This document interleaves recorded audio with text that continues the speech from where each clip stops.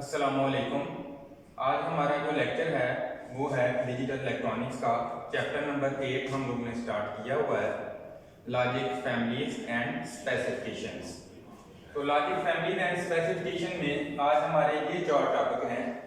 DTL as a NAND gate, number 2 पे है DTL as a NOR gate और number 3 पे है TTL as a NOR gate और TTL as a NAND gate.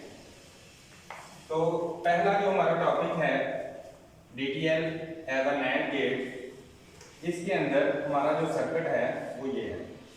इसमें आप लोग देख रहे हैं कि हमने DTL को एज ए NANड गेट बनाया हुआ है।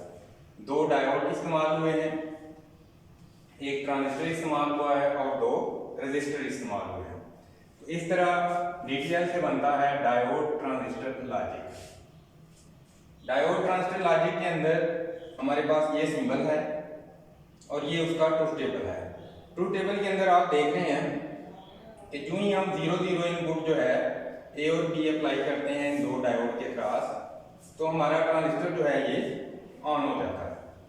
जो ही ट्रांजिस्टर ऑन होता है तो इसके आउटपुट टर्मिनल पर हमें 1 आउटपुट मिलती है। नेक्स्ट जब हमारा A जो है ये 0 होता है और B 1 होता है तो D0 ऑन होता है और D1 ऑफ हो जाता है। D0 के ऑन होते ही Q1 ऑन हो जाता है, जिसकी वजह से आउटपुट पर हमें 1 मिल जाता है। तीसरी जो इनपुट है उसमें A को 1 रखा जाता है और B को 0 रखा जाता है।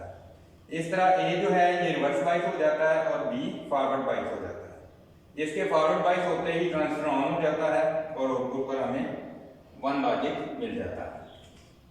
चौथी आउटपुट जो है उसमें A को भी 1 रखा जाता है और B को भी 1 रखा जाता है। इस तरह दोनों जो डायोड है हमारे पास ये रिवर्स बाइस में रहते हैं और ट्रांजिस्टर ऑन नहीं होता और आउटपुट हमें 0 मिलती है।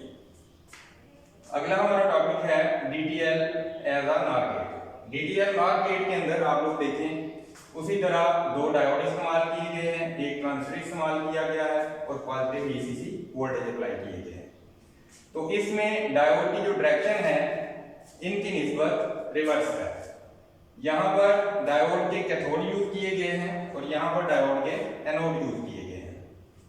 अब इसके अंदर हम समझते हैं कि कैसे ये वर्क करता है। इसमें जब A और B इनपुट को हम 0 0 रखते हैं तो A और B जब 0 0 होगी तो ये डायोड रिवर्स बाइस हो जाएंगे। इसके रिवर्स बाइस होते ही Q1 जो है वो ऑफ हो जाएगा। Q1 के ऑफ होते ही जो हमारे VCC वोल्टेज हैं ये Q1 के लिए ग्राउंड नहीं होंगे और आउटपुट पर हमें 1 लॉजिक मिल जाएगा, जैसा कि ट्रुथ टेबल से भी जाहिर है। नेक्स्ट सिचुएशन में A को हम 0 रखते हैं और B को 1 रखते हैं, तो A को जब 0 रखते हैं तो ये रिवर्स बाइस हो जाता है, B को 1 रखते हैं तो ये फॉरवर्ड बाइस हो जाता है। इसके फॉरवर्ड बाइस होते ही Q1 भी फॉरवर्ड बाइस हो जाता है। Q1 जो है कंडक्ट करना स्टार्ट कर देता है। इसके कंडक्ट करने की वजह से जो हमारे VCC हैं ये ग्राउंड की तरफ चले जाते हैं और आउटपुट पर हमें 0 आउटपुट मिलती है, यानी 0 लॉजिक मिलता है। तीसरी सिचुएशन में A को 1 रखते हैं, B को 0 रखते हैं। A को 1 रखते हैं तो ये फॉरवर्ड बाइस हो जाता है और B रिवर्स बाइस हो जाता है। इस तरह Q1 जो है दोबारा से कंडक्ट करना स्टार्ट कर देता है और जो हमारी VCC है ये हमें आउटपुट पर नहीं मिलती। चौथी सूरत में देखें तो A को भी 1 रखते हैं, B को भी 1 रखते हैं, दोनों फॉरवर्ड बाइस हो जाते हैं। दोनों के फॉरवर्ड बाइस होने की वजह से ये जो ट्रांजिस्टर है ये हमारा कंडक्शन में आ जाता है और कंडक्ट करना स्टार्ट कर देता है। जो ही ये कंडक्ट करता है तो इस तरह हमें आउटपुट पर कोई वोल्टेज या कोई लॉजिक नहीं मिलता। तीसरा हमारा टॉपिक है DTL NOR gate. DTL NOR gate यानी हमने NOR गेट की आउटपुट बनानी है तो ये उसका टेबल बनाया हुआ है। इसमें देखें 4 ट्रांजिस्टर इस्तेमाल हुए हैं, Q1, Q2, Q3 और Q4। अब जो ही हम इनपुट पर 0 लॉजिक अप्लाई करते हैं तो 0 लॉजिक अप्लाई करने से इसका मीटर बेस जंक्शन फॉरवर्ड बाइस हो जाता है और कलेक्टर बेस जंक्शन जो है वो रिवर्स बाइस हो जाता है। इसके फॉरवर्ड बाइस होने की वजह से Q1 जो है वो कनेक्ट करना स्टार्ट करता है और Q2 जो है ये रिवर्स बाइस हो जाता है। इसके रिवर्स बाइस होने की वजह से जो हमारी Q3 है ये फॉरवर्ड बाइस हो जाती है और Q4 रिवर्स बाइस रहता है। इसके रिवर्स बाइस रहने की वजह से जो VCC है, जो हमारा वोल्टेज ड्रॉप है, ये डायोड के जरिए से आउटपुट पर हमें मिल जाता है। इस तरह लॉजिक 1 हासिल होता है। दूसरी सूरत में जब लॉजिक 1 अप्लाई करते हैं तो Q1 जो है ये हमारा रिवर्स बाइस हो जाता है, Q2 फॉरवर्ड बाइस हो जाता है, Q3 जो है ये फॉरवर्ड बाइस हो जाता है, Q4 जो है ये भी रिवर्स बाइस हो जाता है। तो इस तरह हमें आउटपुट पर 0 हासिल होता है। नेक्स्ट हमारा टॉपिक है TTL as a NAND gate, transistor logic as a NAND gate. इसमें ट्रांजिस्टर के इनपुट टर्मिनल पर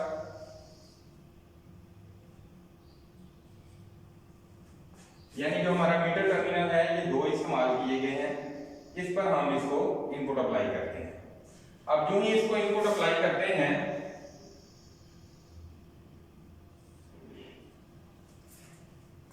तो A और B जो है जो ही हमारा 0 0 होता है यानी 0 0 इनपुट होती है तो ये हिस्सा जो है बेस और मीटर फॉरवर्ड बाइस हो जाता है, बेस और कलेक्टर रिवर्स बाइस हो जाता है।